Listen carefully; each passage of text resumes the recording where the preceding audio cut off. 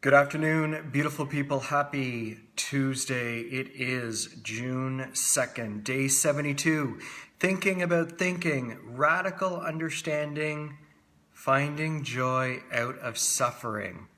And it is day 2 of understanding time. Day 2 of week 11. Incredible.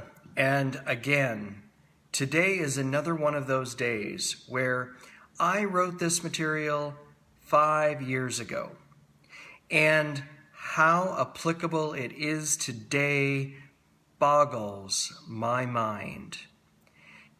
When I created this course, it was broken down very specifically, and it's still an online course, and it's still able to be signed up and go through all 91 days, but it's very specific as I meet participants every day. Let's see. What are you grateful for? What are you going to accomplish? And then every day there was a different question for the 91 days. Today's question, and then after the question there was a daily affirmation, there was a daily quote, there's a daily reading blurb, a recommended reading resource, and then another little snippet from my learning of Napoleon Hill. But today's question: are you someone who reaches decisions quickly and then changes your mind slowly? And then the follow-up question was, how does that impact your life? Powerful question. And the purpose of the question and the purpose of the material was to challenge individuals to reverse it. To take your time to make decisions, to look at things from all angles, to use discernment and the power of doubt, week 6, to come to a conclusion, and then change your mind quickly. Leave your mind open for new information, new understanding, and new wisdom to appear. Because the reality, and I challenge anyone who sees this, all you have to do is look around.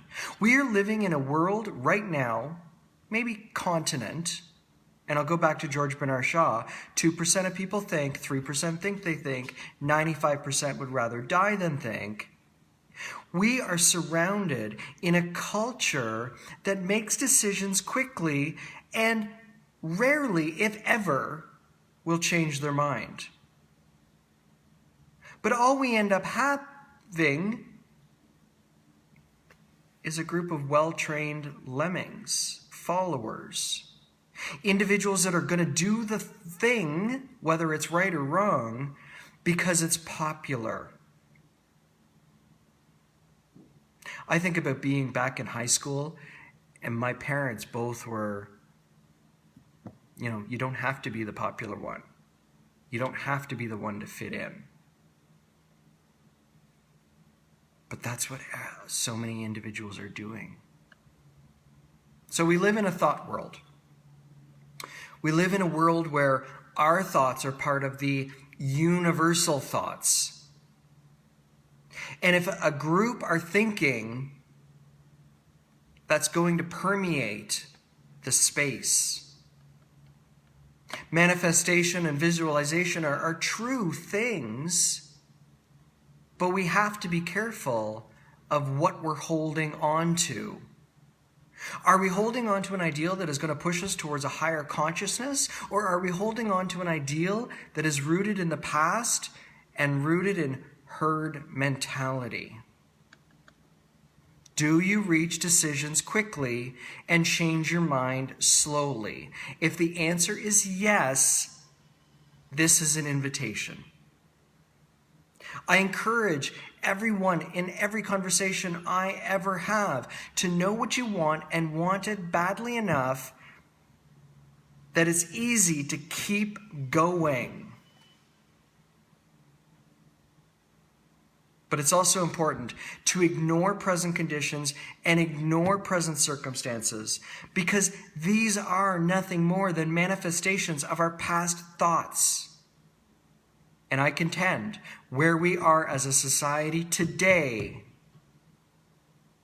is because of everything that has happened over the last 30 years.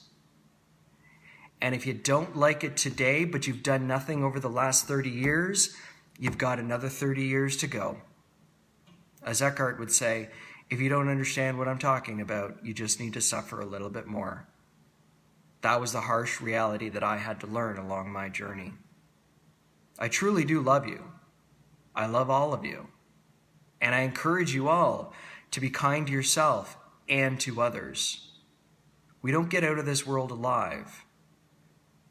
And unless we treat every single human on this planet with respect and reverence, we're going to keep repeating the same mistakes. And that's the collective we. Until tomorrow, be kind to yourself and to others.